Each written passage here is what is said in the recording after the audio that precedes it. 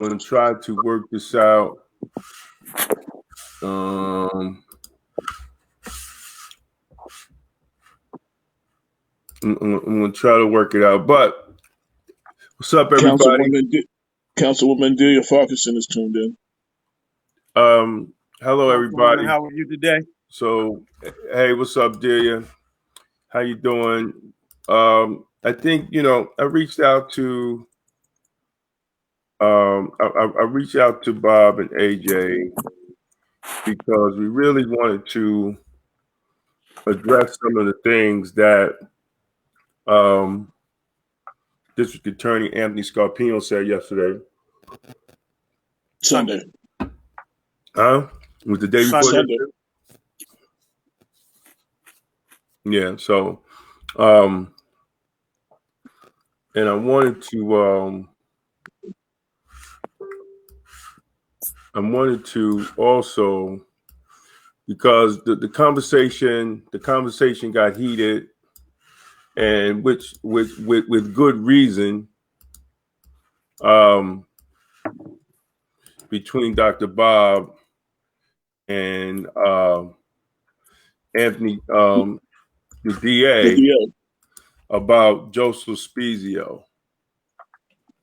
And I actually think it was My name is Damon Jones. I actually think it was for good reason, because of the fact that so much is going on in the city of Mount Vernon, and so many different people have went to the district attorney's office looking for some type of assistance in dealing with the type of nonsense that was going on within the police department, from upper management with the commissioners and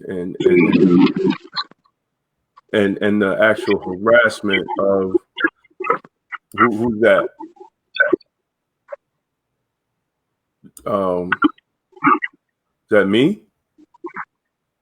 I don't know. Well, I hear some feedback. Well, yeah, no, I hear it too. But... So, and I think My name is Damon Jones. I think, Bob, you said it best when you said that when you said that he portrayed the people of Mount Vernon. I'm trying to find right now just a quick what Andre was speaking on, and to the fact that nothing happened, and the fact that nothing happened when Councilman Wallace was assaulted. Right. And you made a good point. He was the mayor's brother. The mayor's brother controls the police department because the commissioners work at the will of the mayor. And if anybody with common sense and the atmosphere that was going on then knew that nothing was going to happen to anybody that was connected to the mayor through the police department, because of the fact that Joe Spezio ran the police department. And it's also it is also ridiculous for him to say that it wasn't enough evidence to do anything when there was actual testimony from former police commissioner Robert Kelly of the legal activities that was going on with Joe Spezio and the police department. Well, the illegitimacy of his position altogether, too. Well, not just that. Well, it was other things. If you read the document submitted to the federal court by Robert Kelly, he gives a lot of other questionable actions, unethical and possibly criminal actions that was going on within not just the police department, but City Hall. And to the fact that Anthony Scarpino chose, like, what, he said something that was real crazy. Mm-hmm. Depends on who's bringing the information. Does that matter? So do they pick and choose justice on who's bringing the information? Because you know what? Honestly, I think that's I take that personal.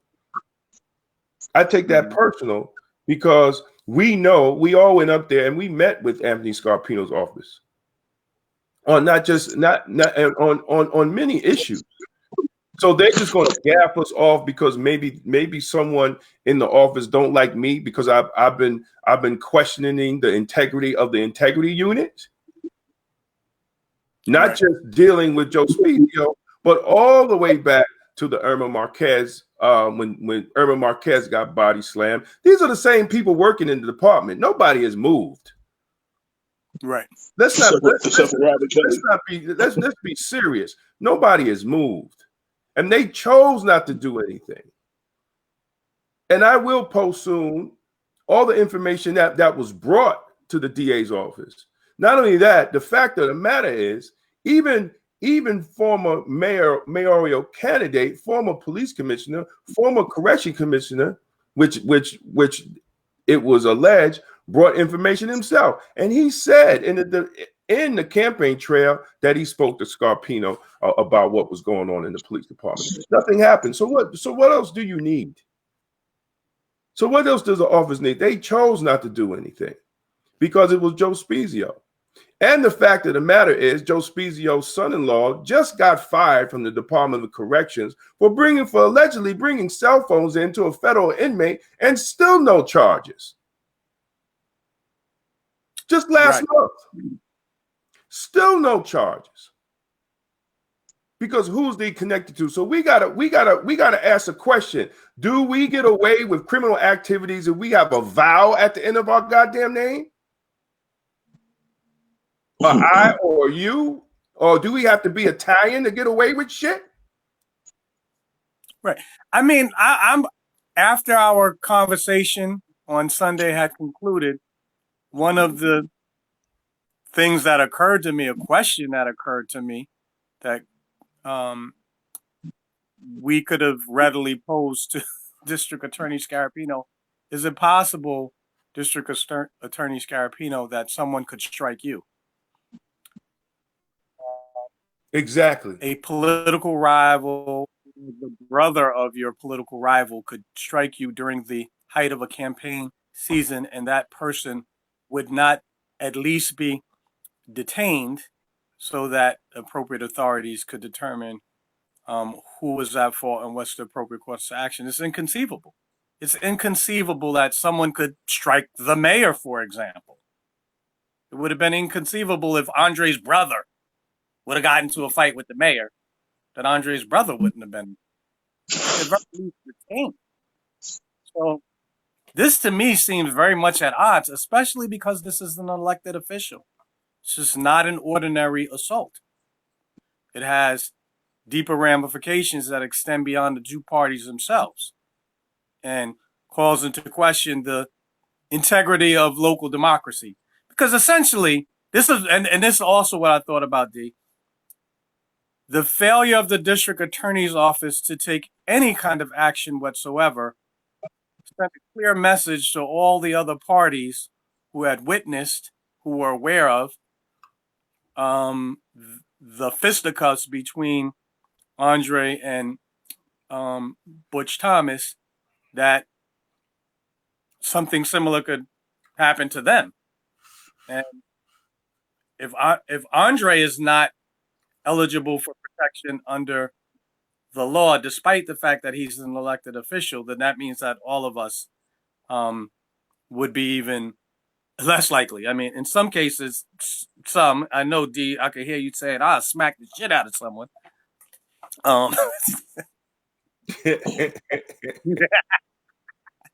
Right, but we shouldn't have to resolve. It shouldn't have happened in the first place. And one shouldn't have to resolve these kind of physical